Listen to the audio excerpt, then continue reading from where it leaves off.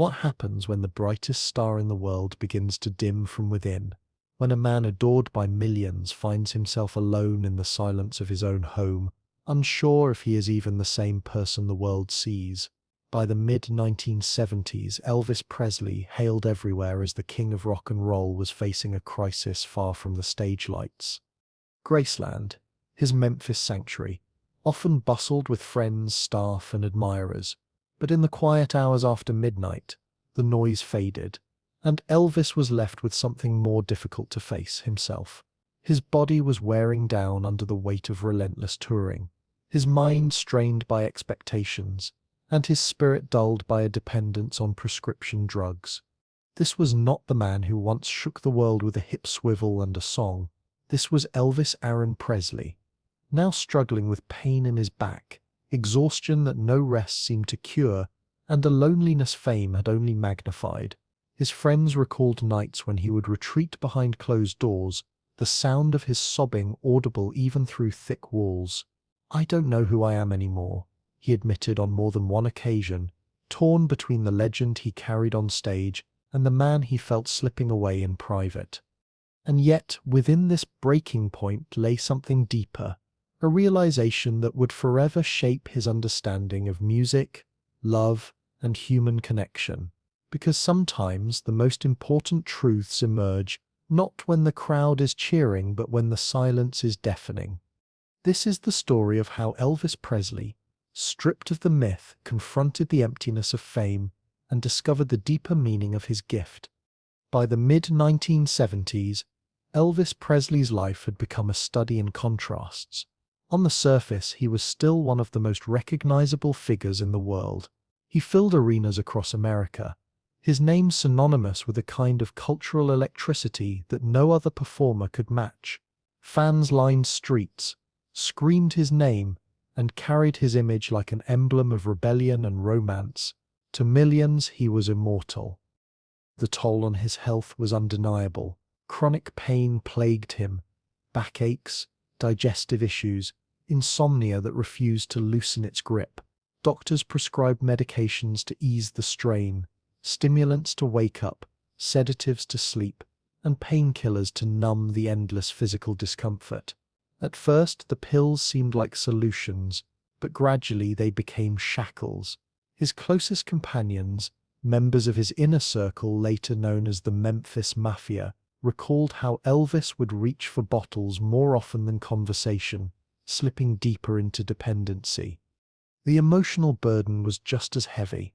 Elvis often confided in friends that he felt trapped by his own image. On stage, he was the king, untouchable, adored. Off stage, he admitted feeling increasingly like a prisoner of that persona. "They love Elvis Presley," he told one confidant, "but sometimes I don't even know who that is anymore." This wasn't mere fatigue. It was a crisis of identity. He had risen from humble beginnings in Tupelo to become the most famous performer alive. But the higher he climbed, the more isolated he became. Fame had surrounded him with people, yet stripped him of intimacy. Even as the crowd screamed his name, he wrestled with the emptiness of wondering if anyone truly saw him, not the star, but the man. For those who watched him closely, the signs were impossible to ignore. His once energetic spirit dimmed, his laughter less frequent. He would retreat to his room for long hours, avoiding company, or sit at the piano late into the night, playing gospel hymns with a voice that trembled with both beauty and sorrow. It was in these private moments that the facade of the king fell away, leaving only Elvis Aaron Presley, aching, vulnerable, and searching. This was the stage on which his deepest struggle played out, the tension between the myth the world demanded and the human being desperately trying to hold on to himself. And as the years pressed forward, that tension would drive him closer to moments of collapse, moments where he would have to choose whether to keep hiding behind the image or begin confronting the man he had lost along the way. The more Elvis performed through the mid-1970s, the more his life seemed like a stage play he could no longer step out of. Audiences saw the jumpsuits, the sweat-soaked scarves he tossed into adoring hands, the famous karate-inspired moves. To them, the spectacle felt timeless. But to those close enough to glimpse behind the curtain, it was clear that every show came at an unbearable cost. Backstage, the sounds were different. Gone were the cheers of tens of thousands. In their place there were labored breaths, groans of pain, and the quiet clink of pill bottles.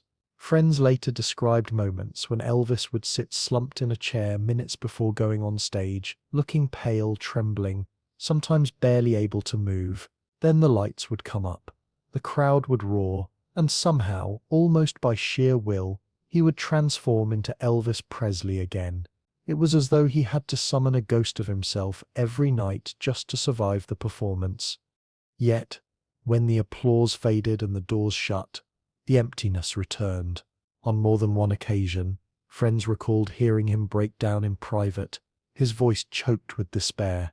"I'm tired," he admitted, "tired of being what everyone wants me to be." He confessed that the love of the crowd, once intoxicating, now felt hollow. "They love Elvis Presley," he said, "but I don't even know if I do anymore." These words revealed the heart of his torment. The pills dulled his pain, but they also dulled his joy. Nights of restless sleep left him weary. Mornings brought no relief. His body was breaking down, but worse than that, his sense of self was eroding. He feared that the boy from Tupelo, the shy, tender dreamer who once sang gospel with tears in his eyes, had vanished beneath the weight of rhinestones and expectation. Even as Priscilla had stepped away after their divorce, Elvis longed for connection. He leaned heavily on those in his inner circle, but even they often struggled to break through the wall he had built around himself. Surrounded by people, he was still profoundly alone. The very fame that had lifted him to glory now isolated him, making him suspicious of motives, wary of love, unsure of who truly cared for Elvis the man, not the icon. At Graceland, the contrast was stark. The mansion was filled with noise, music, laughter, movement, but also with silence, the kind that haunted its rooms after the parties ended. Elvis often retreated into that silence, playing gospel hymns on the piano late at night, his voice carrying the weight of a soul searching for peace. He could sing those songs like he was reaching straight for heaven. One friend later said, but when the music stopped, he looked like a man who didn't know how to reach himself. The tension grew unbearable, a body dependent on medication, a spirit crushed by expectation, and a heart aching for authenticity. These breakdowns, moments where he admitted his fears and wept openly, were not signs of weakness, but desperate cries for something more than the illusion he had been forced to live.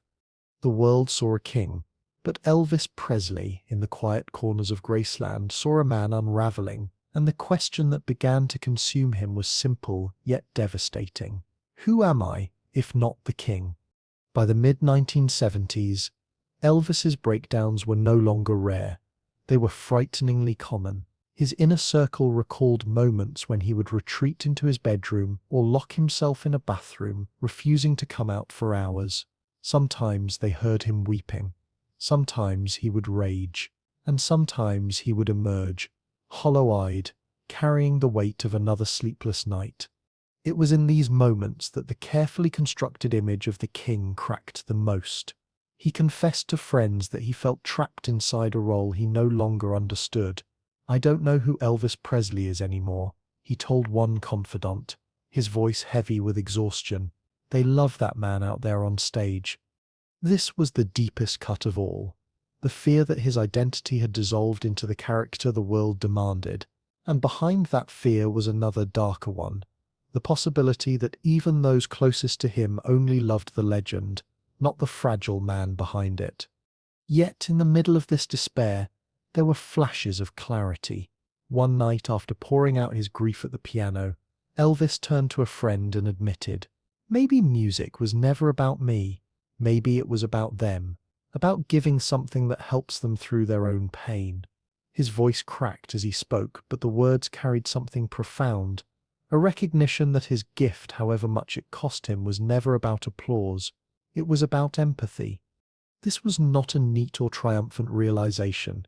It did not erase his struggles or cure his dependency, but it revealed something essential about the man.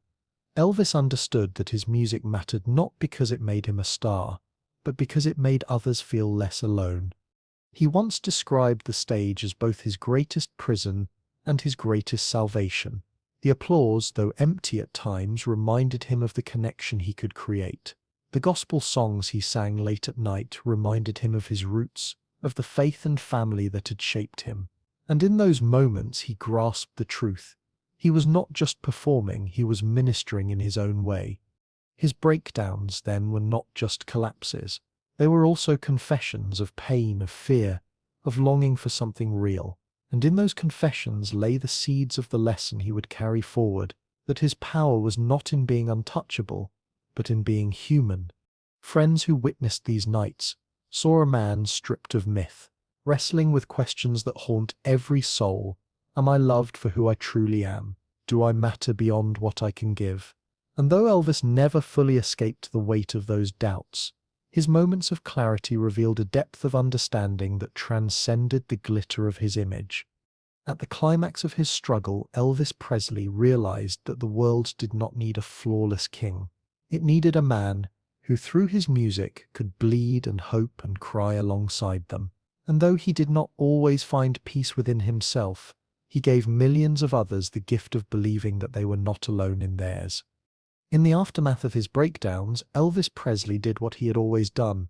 He returned to the stage, but those who watched closely could see that something had shifted. His body might have been weighed down by fatigue, his health undermined by dependence, but his performances in the mid to late 1970s often carried a rawness that was impossible to miss. Gone was the carefree young rebel of the 1950s, shaking the foundations of American culture. In his place stood a man who sang with the weight of experience, pain and longing. When he performed Unchained Melody near the end of his life, his voice soared not with youthful bravado, but with something deeper, fragile yet powerful, like a soul crying out for connection.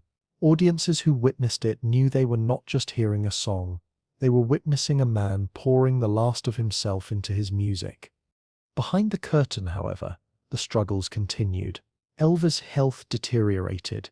His dependency on prescription drugs never truly disappeared, and friends often worried about whether he would make it through another show. Yet, even in the darkest times, there were moments when his humanity shone through. Late at night, he still gathered friends around the piano to sing gospel hymns, the music of his childhood. These songs were his refuge, reminders of simpler days when faith and family grounded him. In those quiet hours, stripped of stage lights and spectacle, Elvis seemed closest to peace. Priscilla, though no longer his wife, remained a steady presence in his life as the mother of his daughter. Their relationship had changed, but their bond endured. She once said that Elvis's greatest battle was always with himself, the fight between the man he was and the image the world demanded. And in many ways that battle defined his final years. Yet what endures is not the struggle alone, but the lesson that emerged from it. Elvis's vulnerability, laid bare in his private moments of despair, gave depth to his artistry. Fans felt it. They sensed the cracks in the armor, the ache behind the smile. And rather than diminishing him, it made his connection to them even stronger. He was not a distant idol. He was a man who suffered, who longed, who stumbled, and in that humanity, millions found themselves reflected. His friends later reflected that, despite the chaos, Elvis carried within him a profound empathy. He understood pain because he lived it daily. He understood loneliness because fame had left him isolated. And he poured that understanding into his music, transforming his personal battles into a shared language of comfort for others. In truth, Elvis never fully escaped his demons. His death in August 1977 was sudden, shocking, and tragic, a reminder of the cost of fame and the fragility of even the brightest stars. But in the years since, his legacy has become more than just about rock and roll. It has become a testament to the complexity of the human spirit. Elvis Presley was not only a cultural icon, he was a man who wrestled with identity, dependency, and despair, yet still found the strength to stand before millions and sing. His story reminds us that greatness does not come from perfection. It comes from persistence, from the courage to give of oneself even when broken, and in that, Elvis remains not just the king but a symbol of resilience, empathy, and the enduring power of music to heal. Elvis Presley's final years are often remembered for the struggles, the pills, the fatigue, the isolation. But when we look deeper, what emerges is not simply a story of decline but of humanity. Because beneath the glittering image of the king was a man who wrestled with the same questions that haunt us all. Am I loved for who I truly am? Do I matter beyond what I can give? Elvis's life in the mid-1970s was marked by pain and uncertainty, but within that pain came a profound truth. His music was never just about entertainment. It was about empathy. When he stood before audiences, even in his weakest state, he carried their burdens as much as his own. Each song was a bridge between his brokenness and theirs, a reminder that none of us are truly alone. This is what makes his story timeless. Elvis's struggles remind us that greatness does not mean being flawless. It means being willing to give of yourself, even when it costs you. His breakdowns, his confessions of emptiness, were not signs of failure. They were signs of his humanity, proof that even the brightest stars are still fragile souls searching for meaning.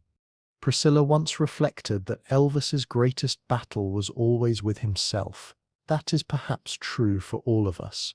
We may not stand beneath spotlights or perform for thousands, but we each face moments of doubt, of loneliness, of wondering whether we are enough. And in those moments, Elvis's story offers a powerful reminder: vulnerability is not weakness. It is where connection begins.